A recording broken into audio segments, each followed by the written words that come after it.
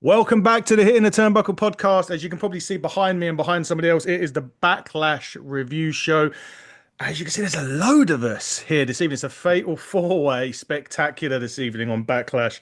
Let me introduce our guest. Firstly, Mr. Andy Burrows with that hideous top on. How you doing, my friend? I'm good, my friend. Sorry I couldn't get changed. I've literally just got back from the game. That was horrendous. Backlash was all right. It hasn't been a very good weekend for me, sport-wise, and I got a parking fine going to football today. So yeah, Did they pay you to attend the game, or did you have to? let's not talk about Tottenham. Let's not. But no, pleasure to be here, mate. As always, thanks for having me. Oh, no, you're always welcome. And below me on my screen, a man that signed his life away a week or two ago. Dave, I'm going to give you one bit of advice, Mr. Problem Child. Just agree with the missus, whatever she says. But how are you, my friend? Yeah, I'm all good, mate. Thank you. How you doing? Yeah, not too bad, mate. On my holidays, as I said to Andy, there's never a day when I can come to Cornwall and not have an issue of some sort. That was the delay of the flight, and felt like as we were taking off, the turbulence was so bad, it felt like we were coming back down. So I was Yeah. like, literally, yeah, it wasn't a good start, but yeah, we're here now, and it's all good so far. So, but welcome back, Dave. It's been a while. And speaking of someone that's been a while, he comes along like Santa Claus once a year, and we're just as excited when we say his name and he appears. It is Mr. Johnny North from Wrestling Uncensored. How are you doing? Always an honor, Adam. Really appreciate you guys having me on again this year. It's always we were still talking before the show. It's like normally a tradition. It's like an elimination chamber or backlash. It was elimination chamber last year. Might have been the year before or backlash. I can't remember. But it's great always to have you on, and it's great to have so many people on the podcast to talk. But before we start, obviously, you would have seen the graphic that appeared on YouTube before the start of the show.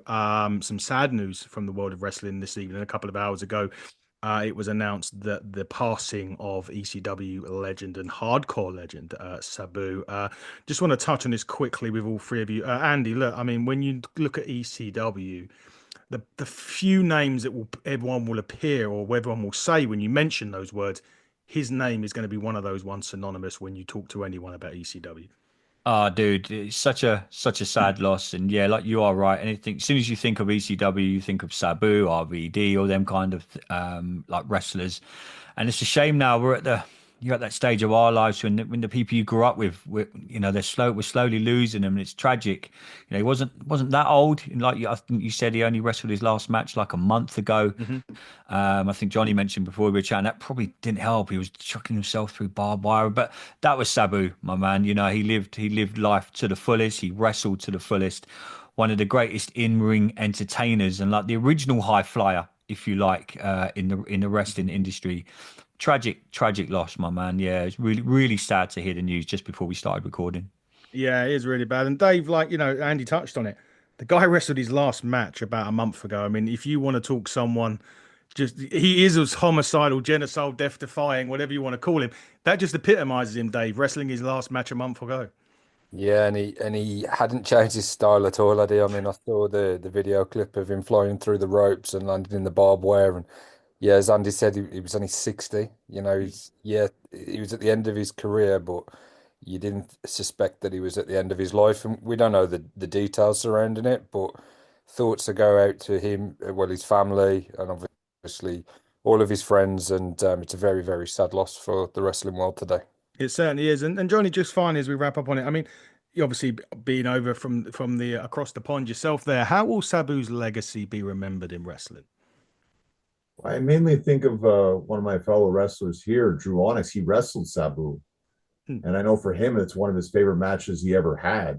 Because Sabu at that point had just left the WWE ECW version, and he kind of just wanted to unleash and do whatever he wanted. And Drew said, "Do whatever you want." So he was like attached to him the whole match, just doing all his moves. And for him, it's one of his favorite moments ever. So I think Sabu will definitely be appreciated for many, many years to come. And I don't know if you guys noticed this. It's kind of eerie. Sabu's going to be on Dark Side of the Ring because they have the Mm, Sheik episode this week. yep. Wow. I forgot all about that, to be honest with you. It's yeah, it's quite eerie to think about that, really, isn't it? All those, but yeah. Look, as Dave mentioned, though, thoughts, prayers, and everything goes to Sabu, the loved ones, and the wrestling world. Like, everyone's affected. within the business, his peers and everyone that knew him. So yeah, rest well and rest well. Take heaven to the extreme, I suppose. Sabu, Yes. for Well sure. said. But look, let's get on with Backlash now. Kicking off the show, the Fatal Four Way. Dave, I'm going to come to you first on this one. Jacob Fatu did retain, although you even text me when I was in the airport saying was Jeff Cobb a surprise? Was it announced? What was going on? Obviously Jeff Cobb debuting. It was on the run sheet or dirt sheets for a while that he had signed with the WWE. It just wasn't necessarily. They didn't know where they're going to fit him in. But the Fatal Four match, Dave, was probably, we were just talking before he jumped on it, probably the best match on the card on this one. Yeah, I think multi-man matches, to be honest, should just be a staple of every pay-per-view that WWE do. Whether it's a fatal four-way, if it's a triple threat, men, women, they seem to consistently have one of the best matches on the card, if not the best. Um, Interesting with Jeff Cobb, he worked me completely. I saw this post the other week about him retiring, and I thought, oh, that's a shame. I might not be seeing him in like New Japan or AEW again, but. A few weeks later, here he is popping up in the WWE. I don't think he's ever been in the WWE, has he? Not even for like a dark match or anything. I don't think. So yeah, to see Jeff Cobb there and incorporate him into the Bloodline story, definitely interesting. Jacob Fatu didn't look particularly pleased, did he? No. And the writing might be on the wall in terms of what happens with Solo. Perhaps they're going to turn on Jacob at some point, but. Yeah, I thought it was a great way to kick off the show. And as I say, multi-man matches, yeah, keep them coming basically, because whether it's for a title or whether it's a ladder match or whether it's whatever it is, they seem to consistently be one of the best matches. Yeah, they certainly do. Johnny, Dave's touched on this. I was going to say this because my theory was that Jeff Cobb's coming in to effectively take Jacob's place in that bloodline. It's been a little boiling over for a couple of months or even since WrestleMania or so between him and Solo. Is that the route they go down as we lead into SummerSlam? Because there's kind of, I wanted to talk about something else in a bit, but I'm going to bring it up now. It's kind of where I see the Dom and Finn blow off happen, or maybe that's when it happens. How long before how long before SummerSlam or after SummerSlam do we see that change between Jacob and Jeff, should that happen? It's funny you mentioned Dom and Finn because I was just going to bring that up. It feels like we're having that whole Raw and SmackDown where they have kind of the same thing going on, where we're building up this heel, they're slowly turning babyface. We got on the same show, and I feel that was the only part of the match where I was like, it kind of took away a bit when Cobb came out and they just like go in the ring. I felt that took way too long, and like LA Knight should have came back a little bit after that, but they just kind of ended the match there. I understand they're selling this like crazy right now because I think they definitely want this to happen. It's only a matter of time, I think, until it happens, where I think it'll be Solo and Cobb turning on Jacob, probably cost him the US title eventually. It could well be. That could be how they do it. Andy, we have to mention Drew in this because Sheesh. he took one Wow. hell of a south of heaven choke slam. His head missed the table. Bit like Leon Slater's one the other week. For those of you who didn't see, Leon done a sent on 450 off the Ultimate X and they didn't catch him and his head bounced off the floor. Obviously, Drew's a warrior in this. But also, Andy, on top of that, though, Jacob was never going to lose this right now, was he?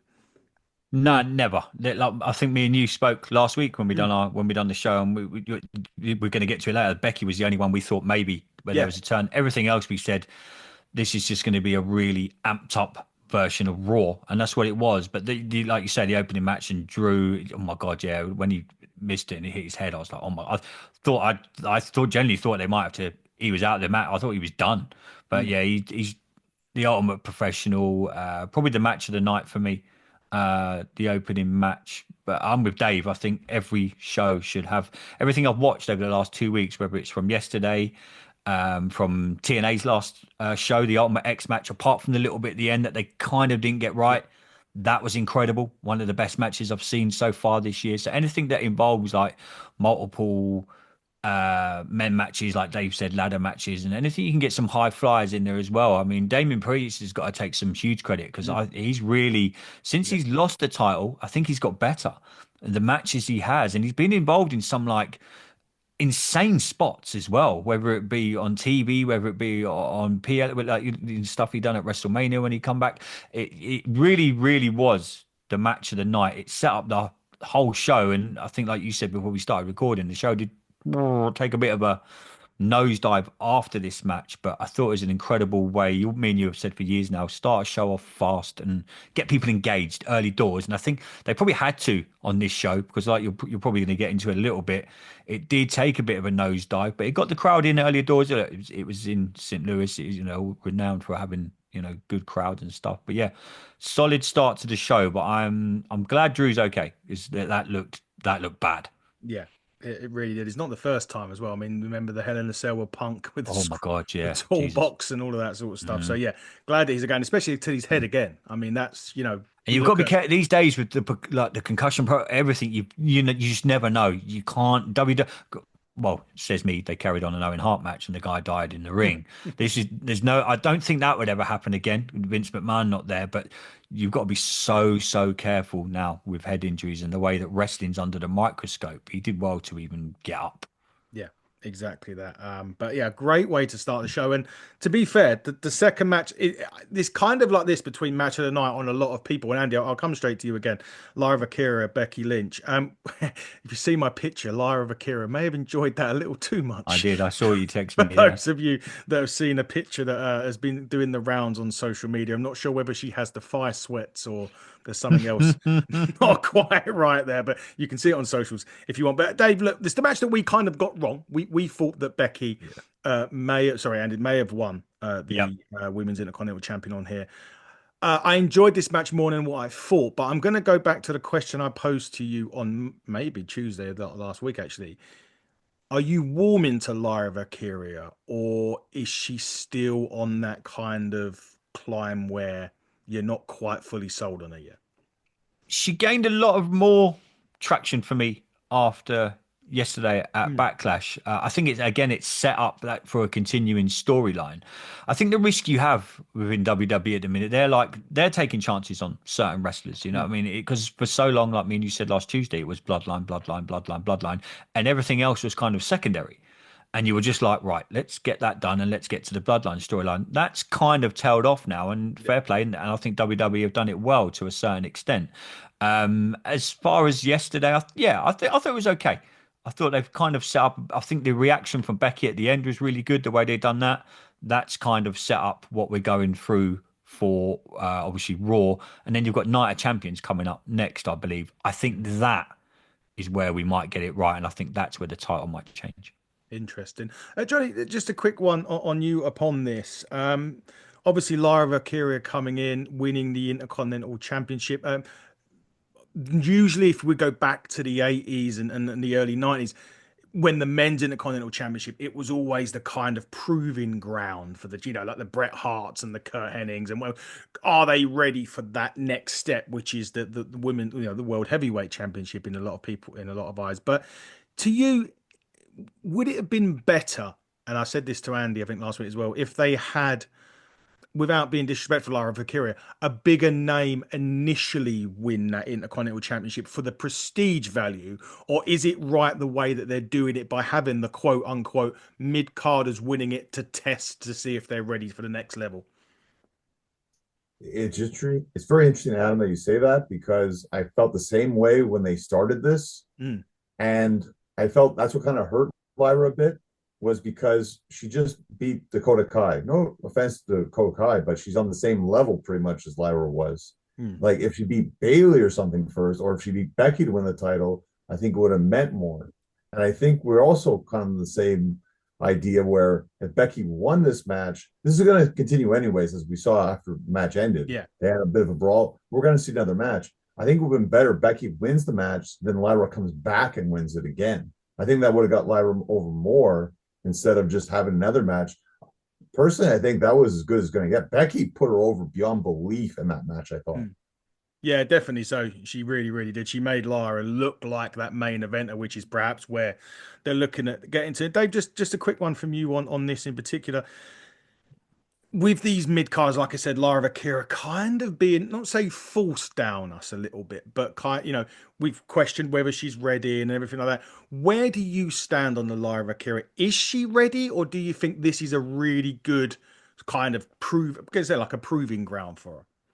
Yeah, I think since really WrestleMania and hearing from Laura a bit more as well in the past few weeks, I think that the in-ring section segment on Raw was pretty good. I really think this has done loads for her, like working with Becky, obviously getting the big win. I think there was a lot of doubters, and I think some of those doubters are probably a little bit more happier now with where she is and how the WWE are kind of showcasing her. I thought this was a good match. I like the finish as well.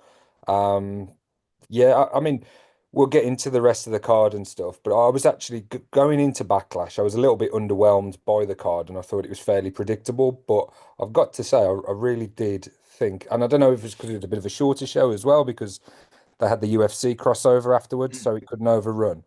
But I thought it was pretty solid, and I thought this match was definitely one of Lyra's best. Yeah, certainly so far it has been, and warming on me a little bit. I'm still a little, it's, as you say, as I've said, it's proving ground for her. But while we're on the subject of the women, there is one name that's now she's seemingly the next woman to make the jump from AEW. And I know, Andy, you don't like and don't watch AEW, so you may not know who I'm talking about, but we'll bring it into it so you'll understand a bit of who it is. So first, that's why I'm going to Dave first, because he will know a lot about this. That being Mariah May. Now, ever since the feud, the big feud with Tony Storm, the really good feud with Tony Storm, she's been off our screens. I'm going to admit that I'm not a fan because I know something, and I'm not going to go into on air about her. What I'm talking about, Dave. Andy, I'll talk to you afterwards, and you'll know a bit more about it. But Oh, look forward when to it it. comes to this, she's been kind of written off AEW television, which is where they went with Penta, where they went with Ray, where they went with Ricky, and all of the others that have recently jumped back to the WWE or gone to WWE. Do you see that happening with Mariah May? And if so, how big of a loss is it to AEW? It's a loss, but allegedly she's quite difficult backstage, as you kind of alluded to. Mm. There's some not so nice things been reported. So, like everyone else, like AEW losing Ricky Starks, like AEW losing Jade, it's a blow. Definitely, they're good performers. Um, but I actually think the WWE system would probably work better for Mariah. Um, I think she would be a star there. I don't think AEW did a particularly good job aside from the Tony Storm, even with Mariah's title run. Um, they were kind of just waiting to get it back to the Tony Storm. You know, they didn't have a Mm. lot for it to do in between.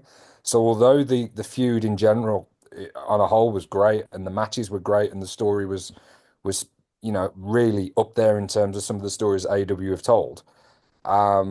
Aside from actually the stuff with Tony, um, I was kind of a little bit underwhelmed with what else she did.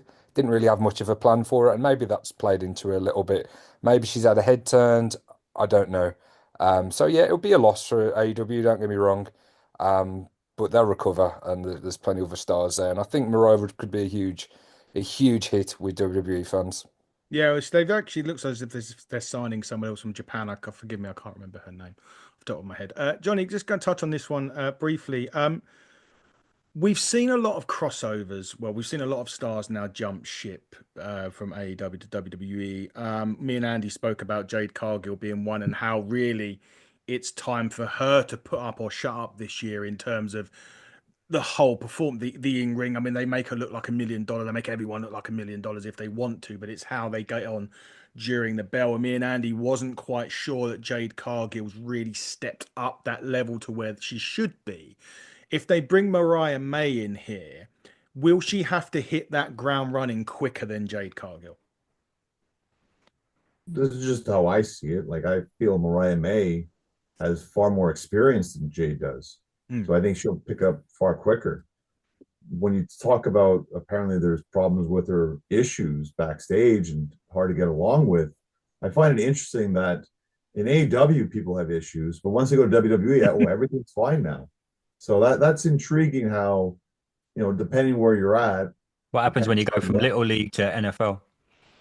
Well, yeah, it's kind of weird though that it's kind of disrespectful though that some wrestlers are like that. But I've unfortunately seen that myself where they just feel like they're the talk of the town. They can just do whatever they want because they think they're all that. So it's kind of sad. And I think it's very sad that you hear a lot of it in the AEW women's locker room too. That's It's a lack of respect for whoever's running like behind the scenes at AEW. I think it's a lack of respect. It's kind of like the old WCW days, the inmates running the asylum. It's like, well, for whatever I think of AEW, they're still giving you a platform to perform on. So don't disrespect them and think you can book yourself or demand this, or only from things that Dave and Adam, you guys will be able to atone to this more than me. But I think that's a lack of respect for the business. It's a lack of respect for who's booking you. And no matter what I think of AEW, you're there to work at the end of the day. You shouldn't, don't put yourself in a situation where you get these reputations because if you did WWE, you would last 5 minutes if you'd done that in WWE. Obviously, Khan's obviously more, I don't know, flexible, laid back. He lets them get away with more. That's probably the wrong word because he's trying to run a business at the end of the day. But I think it's disrespectful to the business. Yeah, I see where you're coming from, and that's a great point, Johnny. Depending on where these performers are, it massively, the stories change, or suddenly these stories stop coming out. And I think you're right, Andy.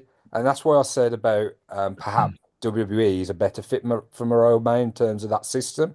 For whatever reason, you would think it comes down to the individual as to how you're going to conduct yourself and behave.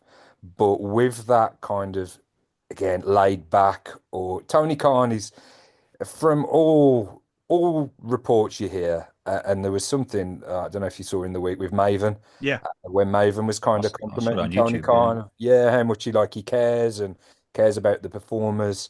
I think he's done a number of things over the years that from a human being point of view, he's a really nice stand-up guy, but some of these wrestlers with big egos and big demands and quote unquote difficult to deal with, he hasn't always, had a great outcome. And in recent times, that outcome is talent moving over and going to the WWE and ultimately being really successful as Pence has kind of shown recently.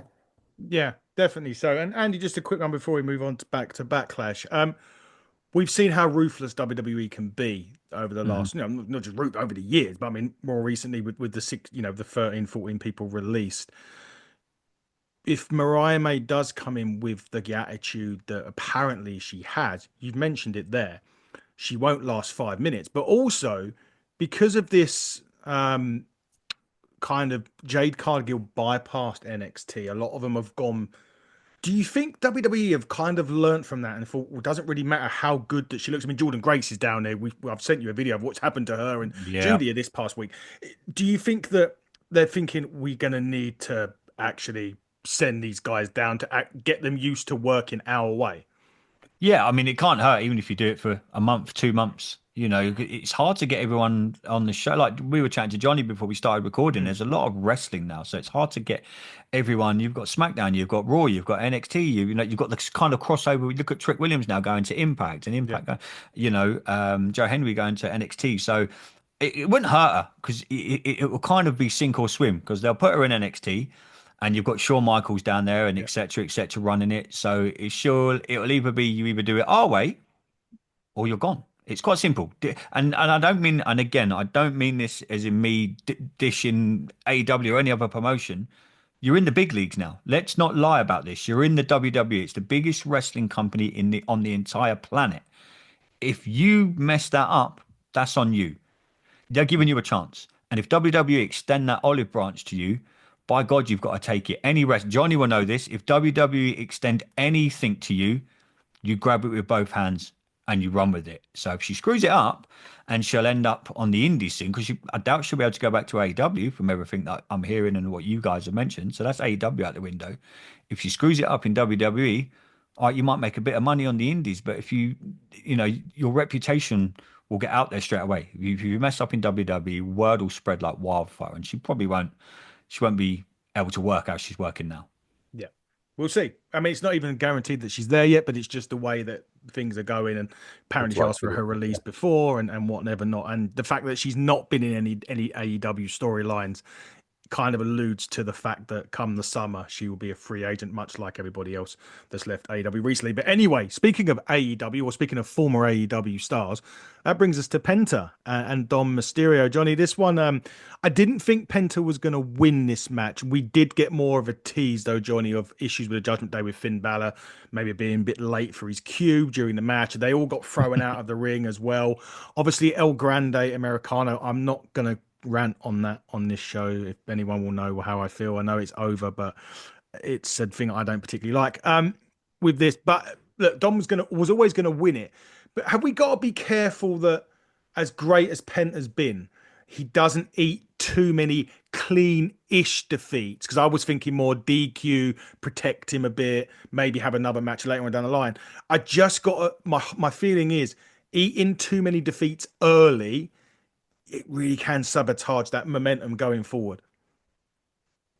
Well, I feel like Penta's run on Raw might be coming to an end.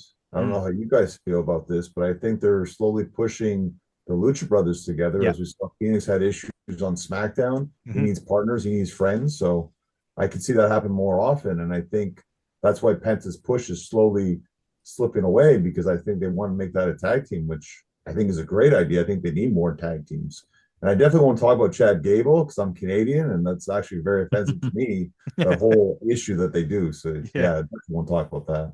Yeah, definitely not. Andy, look, from your point of view, as we said, Dom was never gonna drop this early. It just wasn't gonna happen. But when do we see that inevitable explosion between him and Finn that's gonna happen? And if we do, does Carlito go with Dom and JD go with Finn, or do they all kick Dom out? Where do you see it?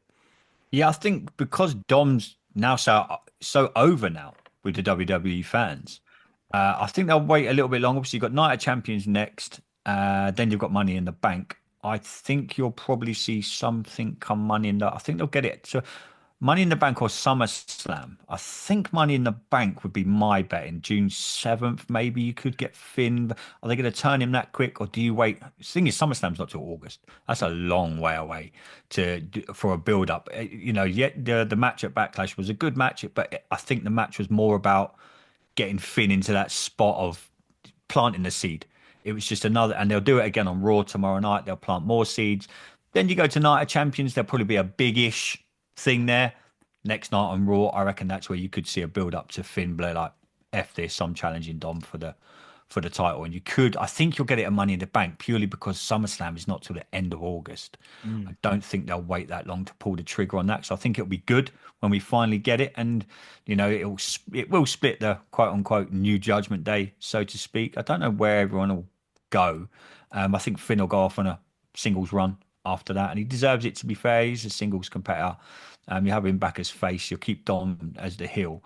But Dom's really? You think Dom's going to be the heel still, isn't it? I still think he will, but I think it's going to be like when they tried to turn Austin. I think the fans are still going to be on his side because the reaction he got, and you've only got, if you see his interview that he done with, I can't remember, it was on YouTube somewhere last week, obviously about the callback at WrestleMania when he got the word to run back to the ring. That was all on Paul Levesque, Triple H telling him, hey, look, well, we didn't think you were going to be this over.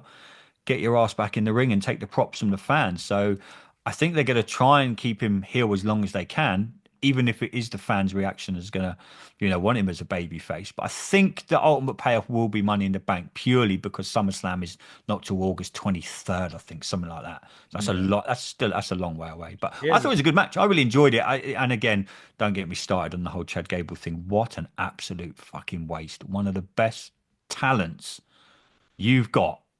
Look at the matches he's had on Raw as himself. Yeah, I'm the same as you, and Johnny. Don't get me ranting on that because I don't know what the fuck they're doing with him at the minute. Yeah, I don't want to go there, Dave. Just quick one. Look, obviously you've been in AEW. You've been a big fan of AEW. We've seen Penta in there.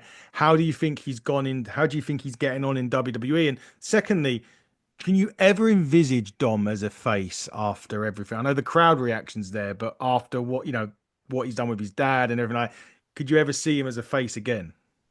So I think with Dom, I think if anybody can do in a respectful way as well to Eddie Guerrero, if anyone can do the lie, cheat, and steal gimmick, Dom could possibly do it. He's the perfect choice for that, and I think the fans would absolutely love it as well. So I think there is a possibility that they go full face, but he has elements of the lie, cheating, and stealing in his character. I think they could have a lot of fun with that. Obviously, you'd want it to be done respectfully, but with all the storylines and the fact that we saw Dom as a young boy, and the involvement with Ray and Eddie from when he was first in the WWE, I definitely think there's something there. I think Liv will be the architect of the turn. I think the Judgment Day will turn on Dom, and I think Liv will be the one pulling the strings. And I think ultimately it will lead to Finn taking the title from Dom. In respects to Penta, I think he's been really showcased. They kind of done any more for him. I think his t-shirt sales, his mask sales, I think they're really happy with him from his merch point of view. Incredibly over with the fans. But as Johnny said, the plan seems to be that he'll be reuniting with Phoenix, and whether because there's a draft coming up, I believe. Is that have we got dates locked in or? Don't No. mention that to Adam. Oh my God. Okay. But it may be a draft that lead them onto the same brand, and that tag team division definitely needs. I mean, I didn't even really consider there wasn't a tag team title match on the show. I didn't really care. I want to care about the tag division again, and I think one way that I definitely would be if you've got these first time ever matches with the Lucha Brothers going in there with some of the established teams in the WWE. So, yeah, I'm pleased with everything the way it's gone for him so far, but I think his future is as a tag wrestler and not as a singles competitor or champion anytime soon. The Motor City Machine Guns versus the Lucha Brothers does have a good ring to it, doesn't it? So I think that's the case. Moving on. Well, Andy, Gunther, Pat McAfee. You said it right the other day. You said this match should last 5 seconds and Gunther should win quite comfortably. He didn't. It was a 15-minute slog. Michael Cole gets involved in this. Pat McAfee gave as good as he got. To be fair, his chest was like a bit of beetroot this morning when I seen the picture. The thing I had, I'm sorry, Gunther to give him his flowers, so to speak, at the end of this, but even in victory, does this damage Gunther a little bit? I just didn't get the point of it. Like we were texting backwards and forwards on Friday. Like there was rumors that Goldberg's going to come out and he's going to challenge Gunther, and you're like, well, as much as shit as that will be, because no one wants to see Goldberg wrestle again. It will be something. It was setting up something for Goldberg to have one more match and then retire. And like we said before we started recording, unless something happens on Raw Monday night that you get the payoff from this match, this felt to me it was just like okay, Pat McAfee, you can have another match in WWE. You can have a match. And Gunther pretty much looked after him. McAfee was okay. He didn't hit all his spots. He had a little botch when he was trying to jump the ropes. Like I said to you earlier, he was dead after 5 minutes. This was, you're in with Gunther. And I think Gunther kind of not took liberties with him a little bit, but he was kind of like, hey, this is what we do, son. This is why you sit behind that desk and I'm in here. So Pat did blow up quite quick. Kudos to him for getting in the ring with Gunther. I just like a lot of people on social media this morning. I didn't get the point of it. I don't know. We say this was a quote unquote a little bit of a filler show. This told me nothing. This didn't start any story. I don't want to see Michael Cole on the bloody ring apron do it. Sit behind the desk, be the greatest of one of the GOAT of commentating. Do that. I just didn't get the point of it, mate. Honestly, if someone can sit here and explain, if you boys can say to me, right, well, we might be getting this, unless something happens on Monday, which it might do now, then it was a pointless match. And I'm glad Gunther won. But yeah, what did it do for Gunther, really? He needs a feud. Where does he go from here? So he's dropped the World Heavyweight title. He's now wrestled one of the lead commentators from Monday Night Raw. You're kind of thinking, well, you're not going to get pushed into the IC title run anytime soon, because is that a backward step?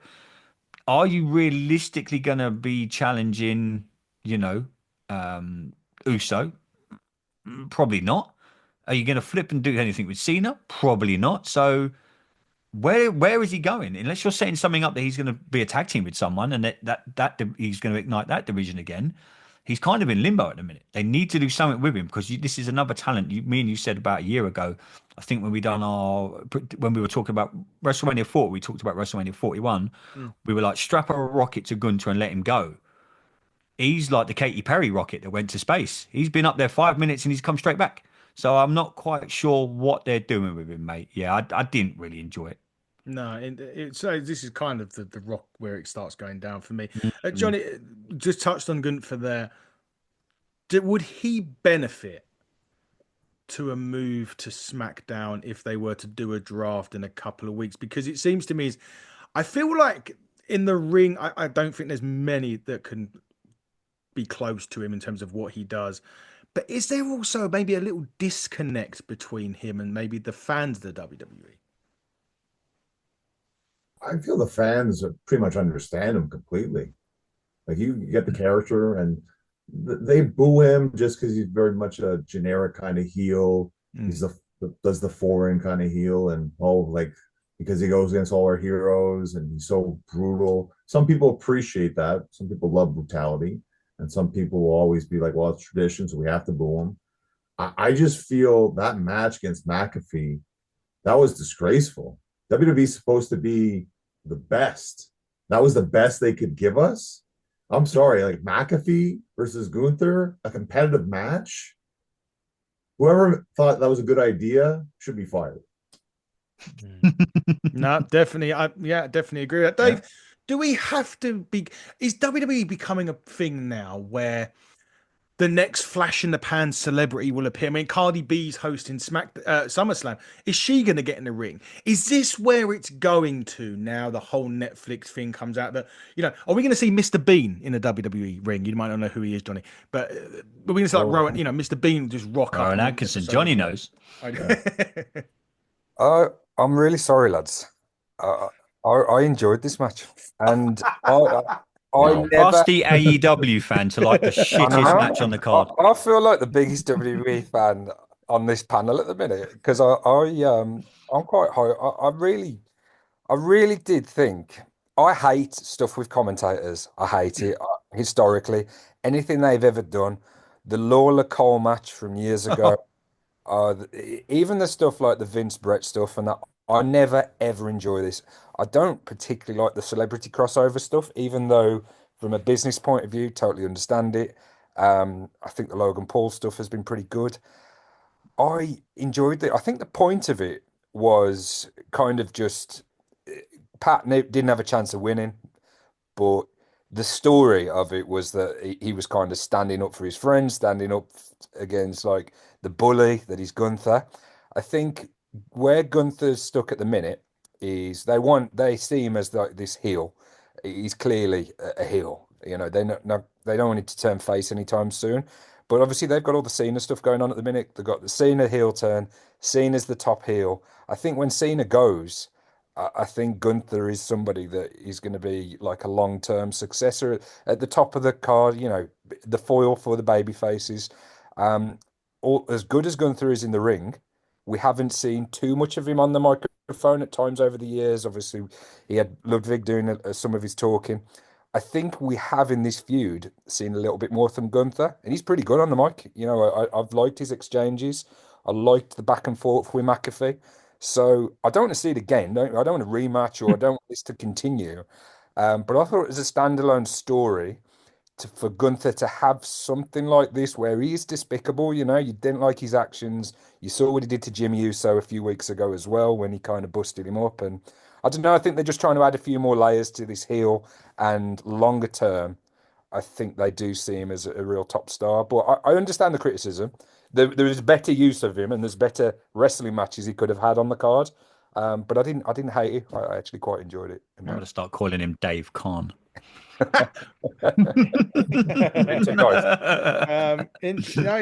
We'll see what happens. I'm as surprised as you guys. I didn't expect to come out away from that thinking actually I was all right. It's better than I thought. Fair play to you. Maybe because I had such low expectations, I was pleasantly surprised by it. I'm not sure.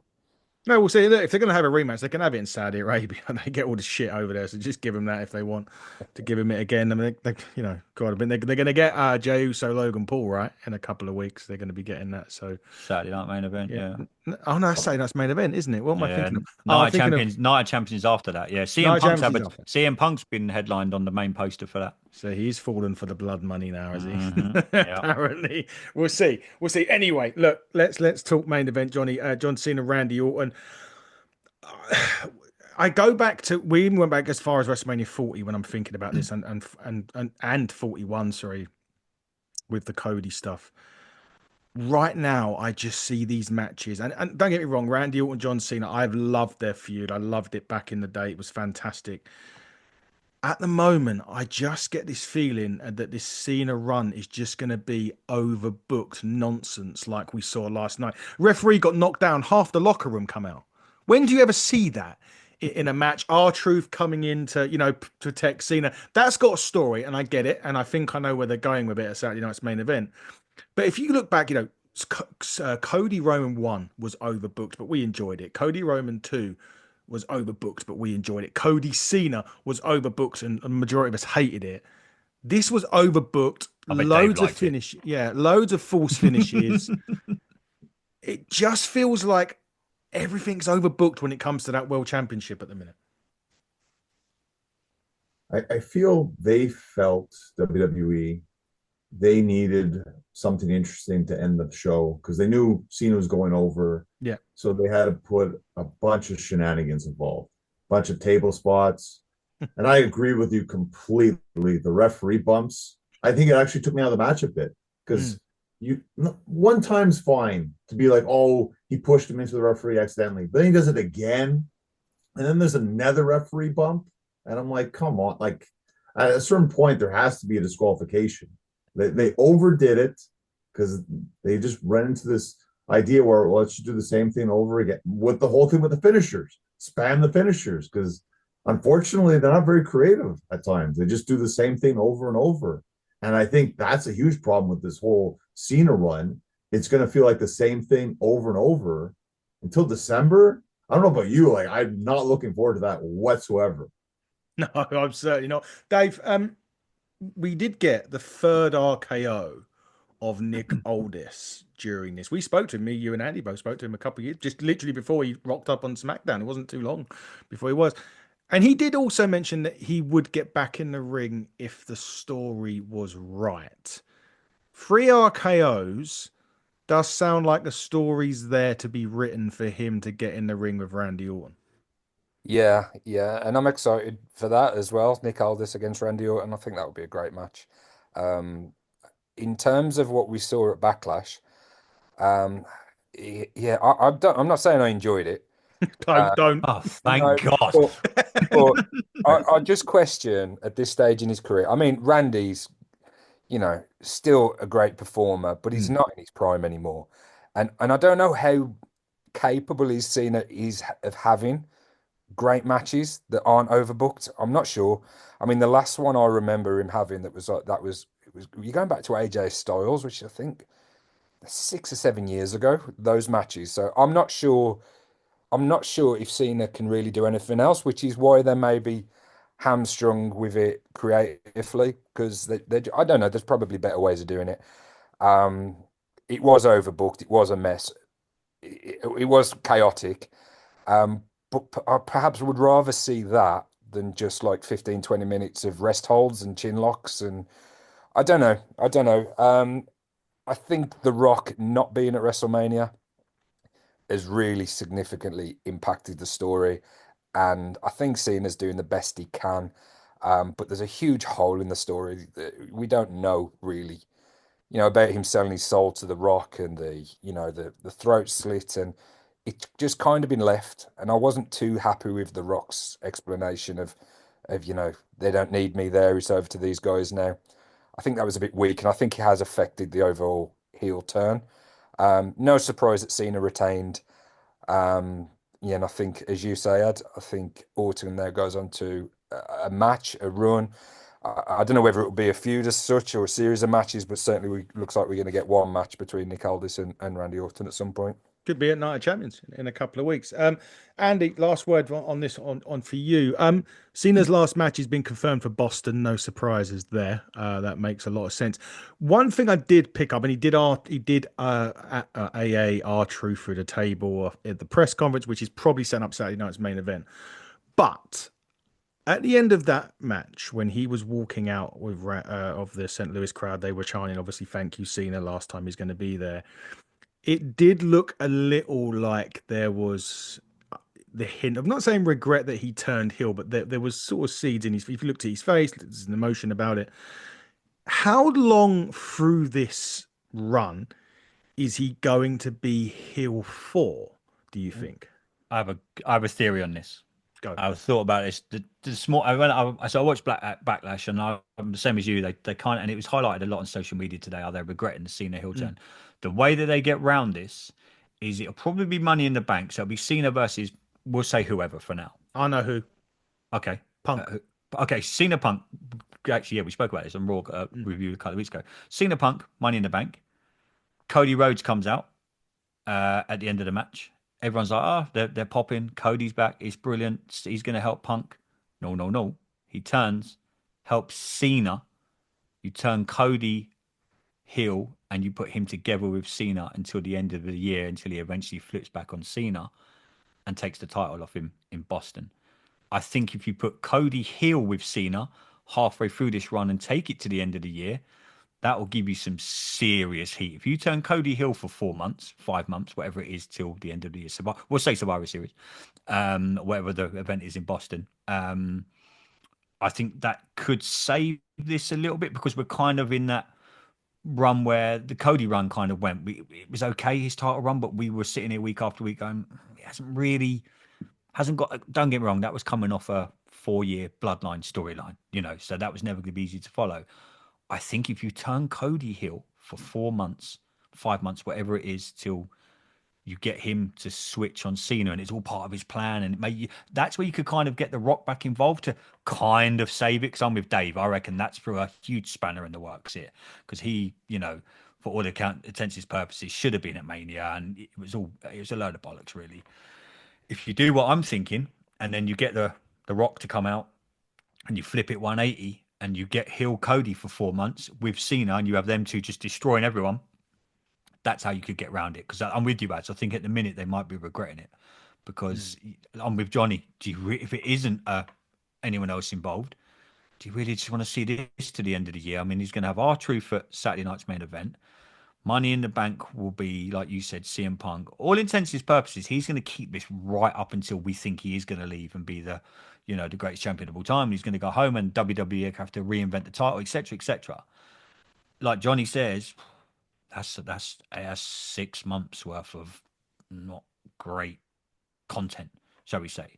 Turn Cody heel at Backlash and you've got some great content. Be interesting if he did, because that's what The Rock wanted, wasn't it? Turn Cody heel. Honestly, do it for 4 months and then have him switch on Cena and take the title at Survivor Series. And then you're off to the Rumble Mania, blah, blah, blah.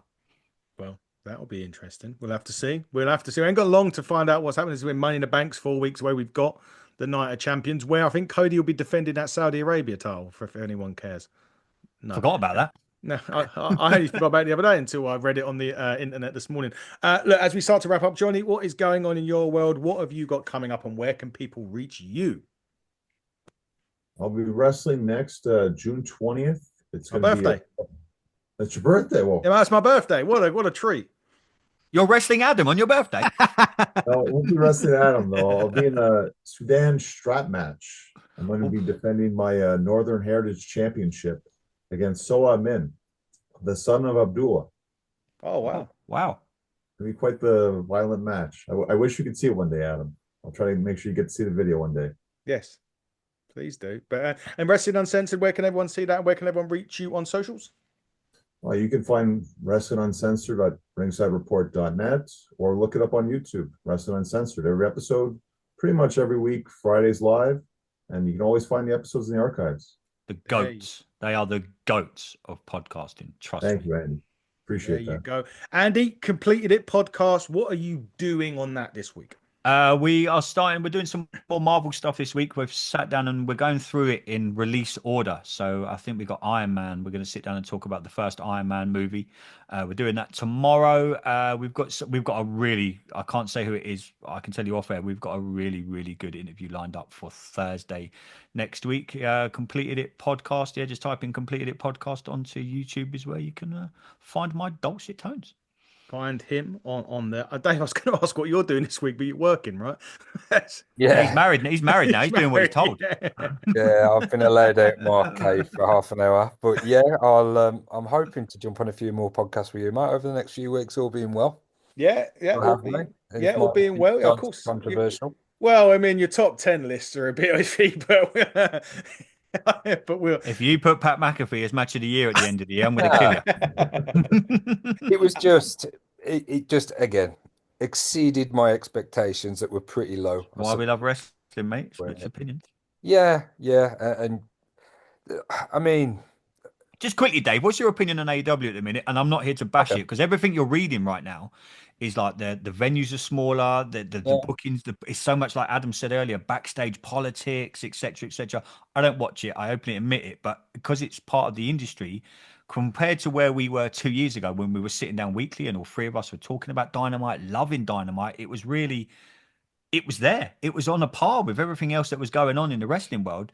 Now, everything I read, even like this hardcore AEW fans, which you're one of them, they're mhm. like, it's not even a patch on what it was. Why is that?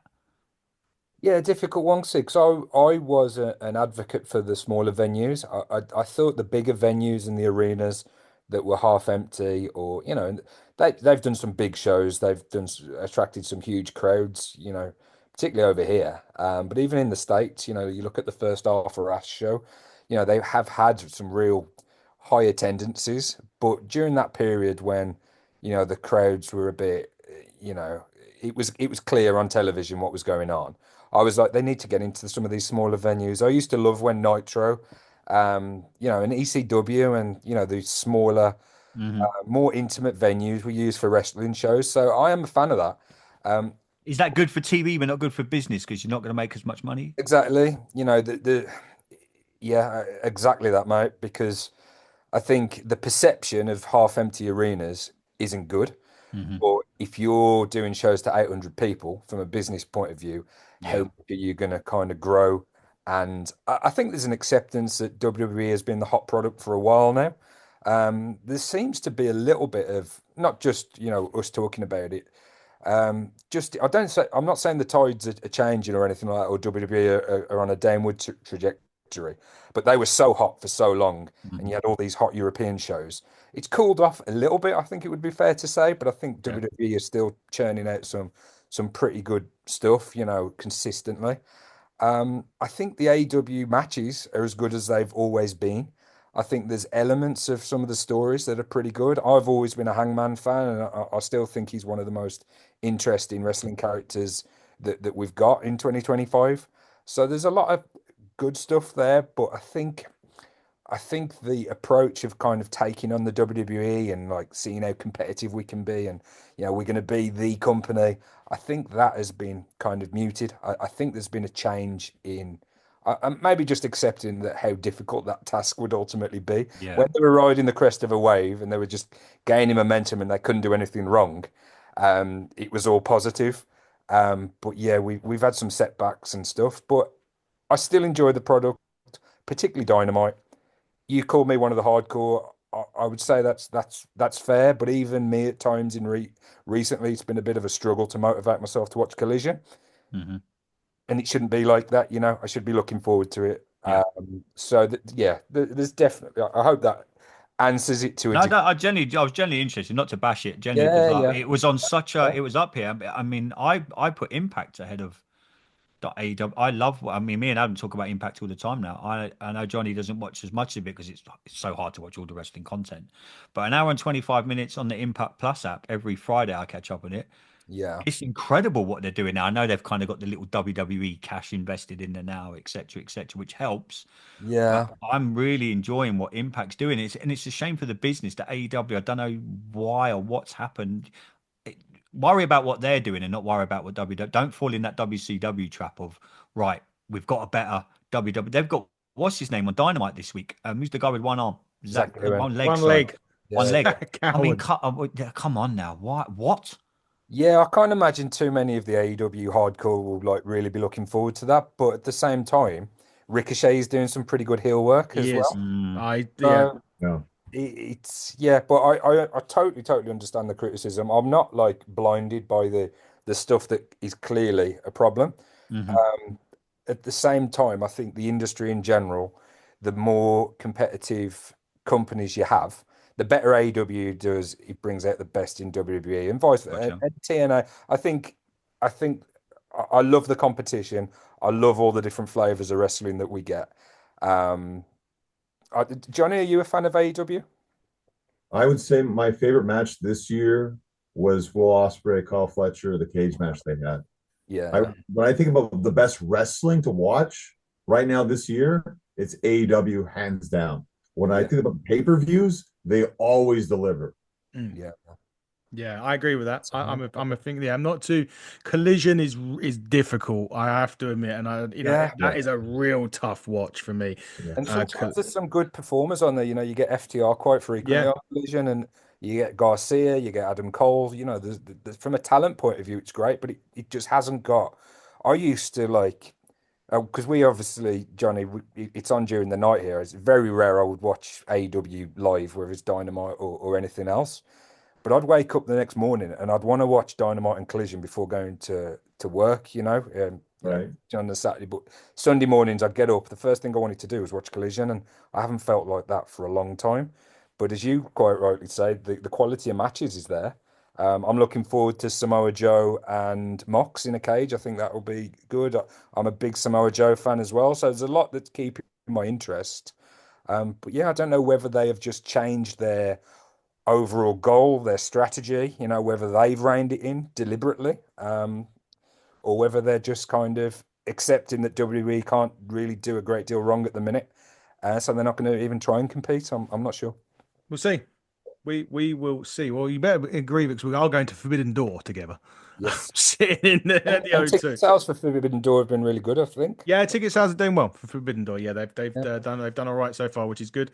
But on that note, coming up on the channel, what we're going to be talking. Well, we've been invited to another TNA press conference this week. The artist, formerly known as Sonia Deville, will be doing it as part of their partnership with Invicta or Invictus. I can't remember the MMA team. So we'll be on that. Also, for those of you that are an Attitude Era fans, you may remember the Headbangers. Well, Chaz will be coming on. From the show of the Headbangers real soon. And Dave, we're finally going to sort out Gangrel when you get some spare time to come on, because I know that's one that's close to your heart, being the I Brood teamed with fan. them recently. You was with Gangrel. I teamed with Gang. We were the Brood actually, yeah, like a couple weeks ago. Oh, Wow, incredible. That's He's it. Johnny Adam, get him for nothing. Yeah, indeed. But amazing guys. Look, thanks so much for all three of you coming on. It's been great to talk some wrestling with every single one of you. We will definitely catch up again soon, but keep it locked on HTT Buckle on X, HTT Buckle on YouTube, Hit the Turnbuckle podcast on the social media outlets. Piece of content 981 on YouTube now. This particular episode. So we're 19 bits of content away from a 1,000, and I've had some special messages which Dave, Andy need to get you on together to do the 1,000, so I can play some of those for you guys on the show. But until Tuesday for Raw, everybody, buckle down, stay safe, and good night.